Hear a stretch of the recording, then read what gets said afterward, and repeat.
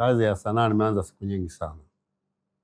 Tangu niko shule ya msingi huko Tukuyu, mkoa wa Mbeya, nilikuwa nacheza sanaa.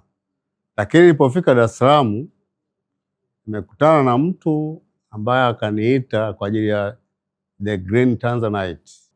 Katika The Green Tanzanite nilihusika kama jenerali mstaafu, na kilinivutia kuona kwamba naweza kutoa msaada endapo vijana walio kazini wamekwama. Basi pamoja na kustaafu lazima nisaidie ili kuinua sehemu ambazo zimetetereka. Uhusika wangu ni kweli ni sawa na majenerali ambao wanahusika na sehemu kubwa ya serikali, kwamba unapoona sehemu imekwama na wewe una experience, lazima uingilie kati ili kuwasaidia na kuweka sawa, mambo yakae sawa kwa ajili ya usalama wa nchi.